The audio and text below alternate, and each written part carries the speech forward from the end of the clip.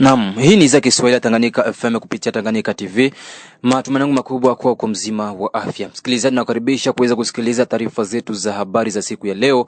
Msomaji wako ni Omari Makilele Ozil. Katika taarifa zetu hizi za habari tuanzie huko Kavumu. Ni kwamba hali ya usalama imerejea kuwa tulivu pa Kavumu, eneo lipatikanalo kwenye umbali wa kilomita 30 kaskazini mashariki mwa jiji la Bukavu, ndani ya jimbo la Kivu Kusini, mashariki mwa nchi ya Jamhuri ya Kidemokrasia ya Kongo, ambako mapambano maeneo ya Kavumu yaliweza kushuhudiwa muda wa siku 3 mfululizo kati ya wazalendo dhidi ya waasi wa M23 wakisaidiwa na Rwanda. Wazalendo walijaribu kuweza kupambana na M23 maeneo ya Kavumu, lakini bahati mbaya waasi wa M23 wameweza kurudisha vikosi vya wazalendo nyuma maeneo hayo ya Kavumu. Taarifa zetu zaongeza kuwa hali ya usalama imeonekana kuwa tulivu kisha siku 3 hizo za mapambano.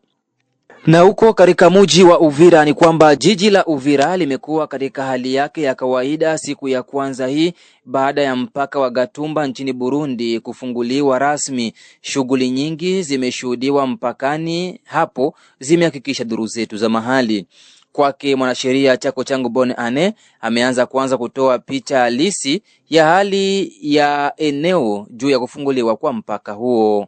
Tumeamka leo asubuhi baada ya kusikiliza habari nyingi usiku, kila mtu akiongea, society vile zinasema, wafanyasiasa nao wanasema, gavana yeye mwenyewe jana ndani ya kanisa la UTMC Kasenga yeye pekee amesema kwamba ana habari kwamba frontiere itafunguliwa leo, na tusubiri delegation kabambi kutoka Kinshasa, ministre nationale wa interieur. Na tumeamka leo asubuhi kabisa saa moja tukashuhudiwa kwamba frontiere ngambo ya Bujumbura imefunguliwa, na watu walikuwa pale wakaanza pita kabisa, na watu wengine walikuwa pale Magatumba wameanza pita, magari zilikuwa nakia kutafuta karibira kote ya huku kwetu Uvira nazo zikapita. Ndio habari kwamba tukashuhudia sote kwamba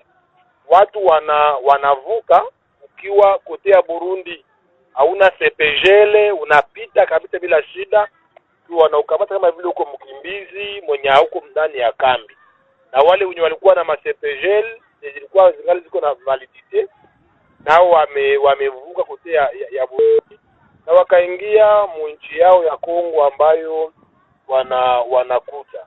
Prefe ni kwamba magari za watransiteur zimepita, raia wakimbizi wenye walikuwa kote ya Burundi wenye wamekuwa bila document wamepita bila document, na raia wakimbizi wenye walikuwa na madokuma nao pia walirudia, waligongesha kisha kuona kwamba dokuma zao zingaliki valid. Hiyo ndio hali kabisa ya leo asubuhi tariki 23.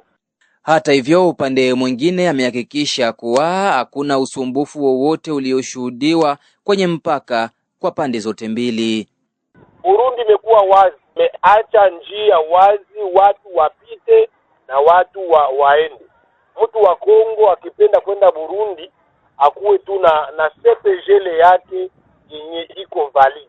Hapana CPGL ambayo iko delivery na watu wa M23. Hapana. CPGL yenye Kongo imetosha, unavuka kwenye frontiere ya Kongo na ya Burundi, unaenda Burundi. Lakini ukikuwa huko Burundi unakuya Mkongo, wewe ni nani? Ni mkimbizi ama huko mkimbizi unaruhusiwa kuja. Na leo tumeshuhudia kwenye frontiere hakuna trakaseri hata moja. Uko na dokima unatoka Burundi unavuka Kongo bila shida hata moja. Tangazaji, impact ni kubwa kwa sababu Uvira vile ni Carrefour ya mainchi nyingi, na kama nchi moja itafunga frontiere yake kutakuwa handicap kabambi mu maisha ya kijamii bi social. Lakini kitu kwa changamoto kidogo mbaya wakati ya economy. Sababu gani? Kuna watu wenye wanaishi Uvira wanafanyia biashara yao Bujumbura, na kuna watu wanaishi Bujumbura kama vile Warundi wanafanya biashara yao hapa hapa kwenye Uvira, sababu mipaka kwetu ni shamba, kama jinsi wanazoea kusema watu wanakuishi Uvira, mpaka ni shamba. Kuna commerce ya mipakani ambayo tunaifasi watu wa Uvira. Vijana wengi walikuishi katika maisha ya mipaka wamezofika, wamamba kazi wenye walikuwa nafanya maisha ya mipaka walizofika. Ndio maana sisi tunafurahia tukijua kwamba kufunguliwa kwa mipaka katika nchi ya Bujumbura na Kongo ina faida sana kwa watu wa Bujumbura, hata kwa watu wa Uvira, hata kwa watu wa Tanzania na faida, kwa watu wa Baraka na faida, kwa watu wa Kamanyola, wa Mpleni na faida, sababu ilikuwa njia kubwa ya kujipatia pesa na kutafutia kila kitu ambacho tunataka. Mwishowe, mwanasheria Chako Changu Bon Ane ameonyesha kuwa tofauti na kupongeza wakuu viongozi wa Burundi, viongozi wameomba raia kudumisha usalama kati ya nchi hizo mbili.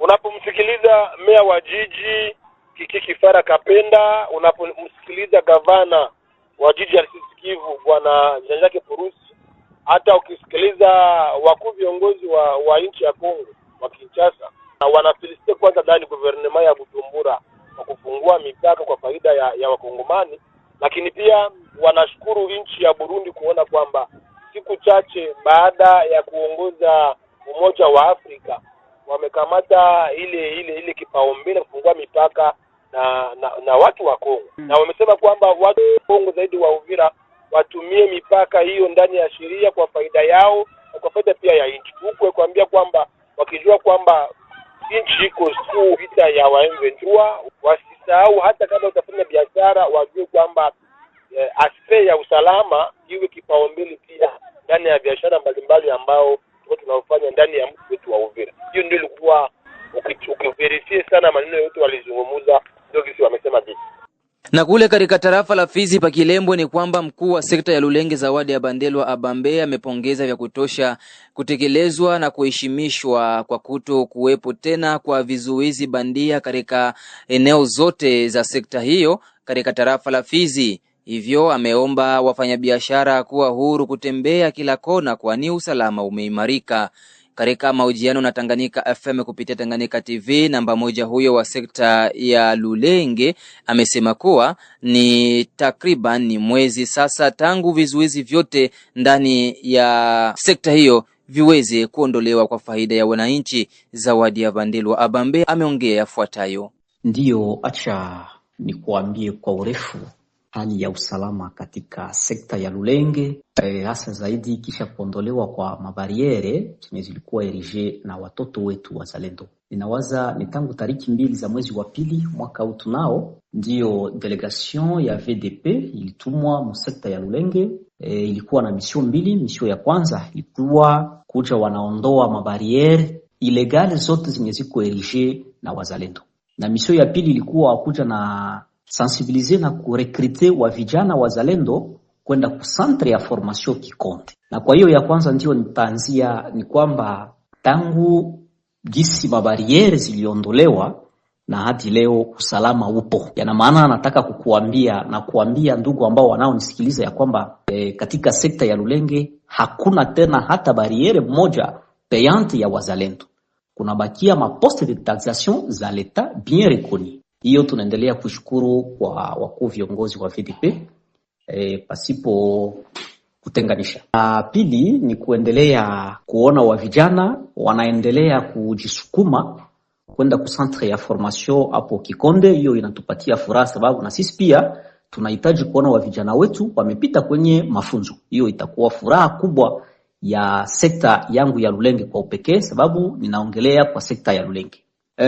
Magumu kwa sasa ni hasa zaidi mvua kubwa iliyonyesha juzi tariki 20 za mwezi wa pili mwaka huu tunao mu kijiji cha Maindombe. Maindombe ni katika sekta ya Lulenge mu groupement ya Basombo kwa jina maarufu. Village inaitwa kwa village ya Basinyasa. Mvua yamesababisha mabomoko makali ambako nina idadi kulingana na ripoti ambayo nilipewa, nina idadi ya nyumba 38 zenye ziliruka na mabomoko kweli yanashuhudiwa hapo. Wakati ya kijiri, mkuu wa sekta aomba kwa mashirika ya kihutu pamoja na watu wa moyo mwema kuwajia na msaada wahanga wa vitendo hivyo. Kwa hiyo ni kutaka kuambia ndugu wa roho mzuri na mashirika za kiutu kuja kuangalia hiyo situation, sababu wenyeji wa nyumba hizo wanalala nje pasipo makao mazuri, na wakati tunao ni wakati ya mvua, yana maana wandugu wale wanahangaika sana.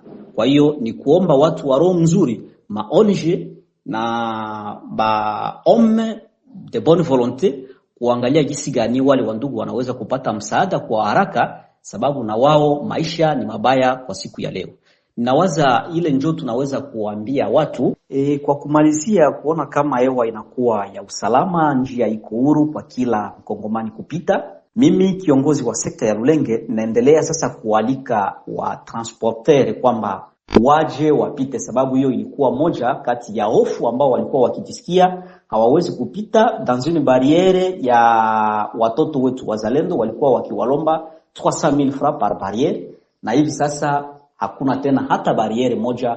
Waje wapite, wakutoka Manyema Sarmabila wapande Uvira, wakutoka Kalemi washuke Sarmabila, wakutoka Uvira washuke Sarmabila na kadhalika, na ma province na ma territoire na ma secteur zingine. Watu sasa waje kupita, njia inakuwa wazi. Na katika mji wa Baraka ni kwamba kituo kinachohusika na magonjwa ya kisukari Fizi Baraka Centre Diabetique Imona kimetoa mafunzo kwa wanafunzi wa chuo kikuu cha Kiganga mjini Baraka Eastern Baraka siku ya kwanza ya wiki tunayo kuhusu ugonjwa huo. Hussein Mwenebato Clovis ni msimamizi wa Centre Diabetique Imona ndani ya tarafa la Fizi na mji wa Baraka. Anaonesha lengo kuu la wao kuendesha mafunzo hayo kwa wanafunzi wa chuo kikuu cha Eastern Baraka. Ndio tulikuya kuistem Baraka ni kwa ajili ya kuandaa waganga wa kesho wafahamu kwamba tuko ndani ya hatari ndani ya dunia mzima, hata kihususa jiji la Baraka na tarafa la Fizi kwa ajili ya kupanda na kuongezeka kwa magonjwa ya kisukari. Kwa hiyo tumegundua kwamba kungali mafunzo kidogo ambayo inapaswa na inastahili kuwapea waganga waelewe kwamba gisi ugonjwa wa kisukari unavyopanda, wajue miundombinu gani wanaweza kuwa wakiifanya kwa ajili ya kuwatunza wagonjwa wa kisukari na kuwafahamu, ijapokuwa hawakuonyesha alama zile ambazo wanakuwa wanazigojelea, kwa sababu kisukari kinaenenda na kadiri ya gisi mtu alivyoumbwa, gisi organisme yake iko.